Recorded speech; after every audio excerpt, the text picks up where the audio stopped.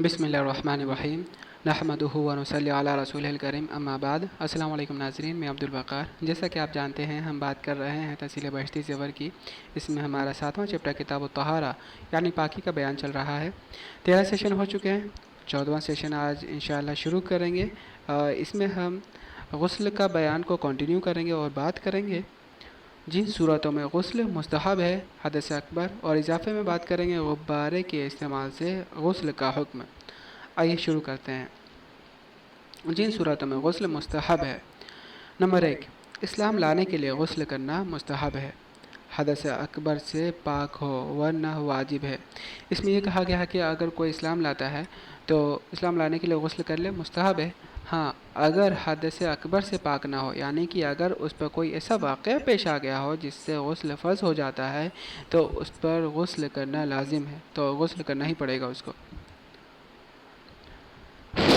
Number 2، کوئی مرد یا عورت جب 15 برس کی عمر کو پہنچے اور اس وقت تک جوانی کی کوئی علامت اس میں نہ پائی جائے تو اس کے لیے غسل کرنا مستحب ہے۔ نمبر 3، پچھنے لگوانے، جنون اور بے ہوشی ختم ہو جانے کے بعد غسل کرنا مستحب ہے۔ یہاں پر کچھ باتیں کہیں گے۔ پچھنے لگوانا یعنی کہ ہجامہ، کپنگ، جنون اور بے ہوشی جب ختم ہو جائے تو اس کے بعد غسل کرنا مستحب ہے، بہتر ہے غسل کر لے۔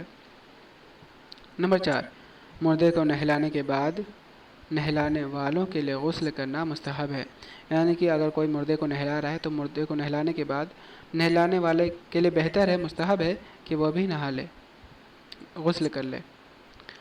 نمبر 5، شب برات یعنی شعبان کی 15ویں رات کو غسل کرنا مستحب ہے۔ نمبر 6، لیلۃ القدر کی راتوں میں اس شخص کو غسل کرنا مستحب ہے جس کو لیلۃ القدر معلوم ہوئی ہو۔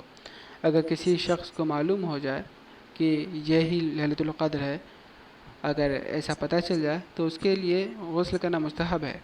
نمبر 7، مدینہ منورہ میں داخل ہونے کے لیے غسل کرنا مستحب ہے۔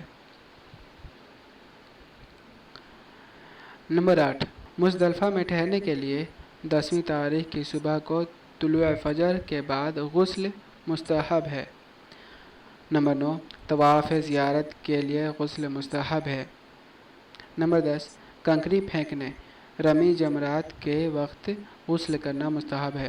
نمبر 7 سے لے کے نمبر 10 تک جو باتیں کہی گئی ہیں وہ حاجی لوگوں کو بہتر پتہ ہوگا، اچھے سے پتہ ہوگا۔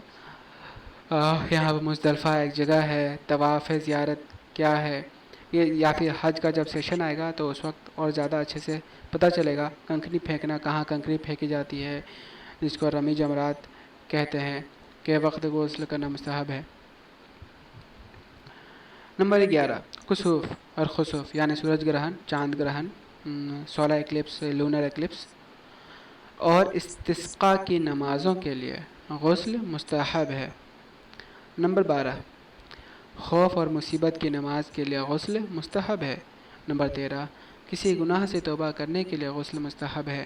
نمبر 14، سفر سے واپس آنے والے کے لیے وطن پہنچ کر غسل کرنا مستحب ہے۔ کوئی سفر سے آ رہا، وطن پہنچ گیا، اپنے جگہ پہنچ گیا تو بہتر ہے غسل کر لے۔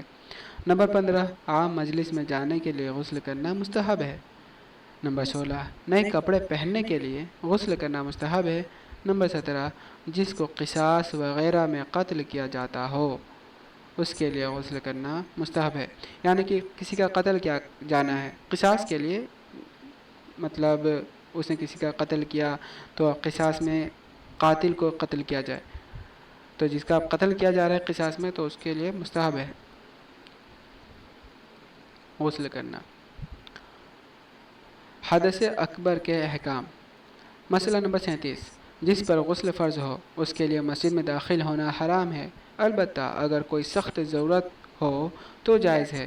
مثلا کسی کے گھر کا دروازہ مسجد میں ہو اور اس کے نکلنے کا سوائے اس کے دوسرا کوئی راستہ نہ ہو اور نہ اس جگہ کے علاوہ دوسری جگہ رہ سکتا ہو تو اس کے لیے تیمم کر کے مسجد میں جانا جائز ہے۔ یا کسی مسجد میں پانی کا چشمہ یا کنواں یا حوض ہو اور اس کے سوا کہیں پانی نہ ہو تو مسجد میں تیمم کر کے جانا جائز ہے۔ یہاں پر یہ بات کہی گئی ہے کہ اگر کسی پر غسل فرض ہے تو مسجد میں جانا اس کے لیے حرام ہے، لیکن کچھ صورتیں ہیں جب کچھ مجبوری آ جائے، ٹھیک ہے، تو اس وقت مسجد میں تیمم کر کے وہ چلا جائے۔ اب وہ مجبوری کیسی؟ اب مجبوری بھی ویلڈ ہونی چاہیے، نہیں کہ چھوٹی موٹی مجبوری ایسی نہیں، ویلڈ مجبوری ہونی چاہیے، اسٹرانگ ہونا چاہیے۔ وہ یہ ہے کہ کسی کا کمرہ ہے، گھر ہے، اب دروازہ جو ہے مسجد میں ہی کھل رہا ہے، مسجد سے ہو کر ہی باہر جا سکتا ہے وہ، اور کوئی راستہ نہیں ہے، تو پھر تیمم کرے اور مسجد سے ہو کر باہر جانا چاہے چلا جائے۔ یا پھر مسجد سے ہو کر کسی جگہ پہ جانا ہے جو بہت ضرورت ہے، جیسے حوض ہے، پانی لینے جانا ہے، کنواں ہے، تو مسجد سے ہو کر جانا ہے یا مسجد کے کسی جگہ پر ہے تو تیمم کر لے اور مسجد میں چلا جائے، یہ بھی ایک مجبوری کی شکل ہے۔ مسئلہ نمبر 38، عیدگاہ، مدرسے اور خانقاہ وغیرہ میں جانا جائز ہے۔ اگر کسی پہ غسل فرض ہے تو عیدگاہ میں جا سکتا ہے، مدرسے میں جا سکتا ہے اور خانقاہ میں جا سکتا ہے۔ مسئلہ نمبر 39، حیض و نفاس کی حالت میں جماع کرنا حرام ہے، اور عورت کی ناف اور زانوں کے درمیان کے جسم کو دیکھنا یا اس سے اپنے جسم کو ملانا جب کوئی کپڑا درمیان میں نہ ہو جائز نہیں۔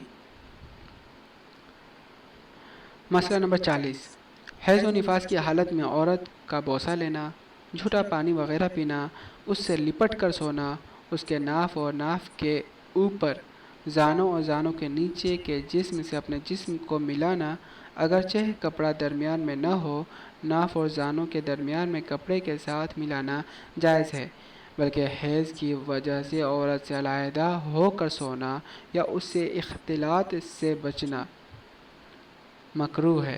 اس میں یہ کہا گیا ہے کہ اگر کسی عورت کو حیض یا نفاس آ رہا ہے، یعنی کہ مینسز یا چائلڈ برتھ کے بعد جو بلیڈنگ ہو رہی ہے، تو اس صورت میں، اس حالت میں اس عورت کے پاس جایا جا سکتا ہے، بوسہ کسنگ لیا جا سکتا ہے، لپٹ کر سویا جا سکتا ہے، نیول سے اوپر کا حصہ اور گھٹنے سے نیچے کے حصے کو ٹچ کیا جا سکتا ہے، اور نیول اور گھٹنے کے جو درمیان ہے اگر کپڑے سے ڈھکا ہوا ہے، کپڑا ہے، تو اس کو بھی کپڑے کے اوپر سے ٹچ کیا جا سکتا ہے، جھوٹا پانی پیا جا سکتا ہے، قریب رہا جا سکتا ہے، اس میں کوئی حرج نہیں، جائز ہے۔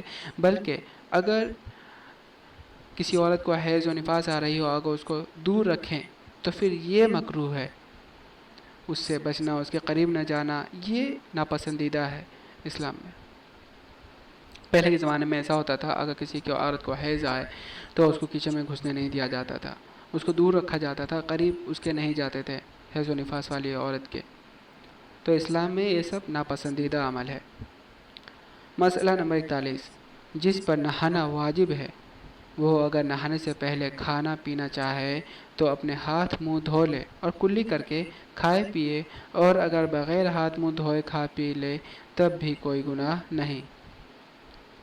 جس پر اگر نہانا واجب ہے، غسل کرنا واجب ہے، تو وہ کھا پی سکتا ہے ایسے، لیکن بہتر ہے کہ ہاتھ منہ دھو کر کھا پی لے اگر نہانے سے پہلے کھانا چاہے تو۔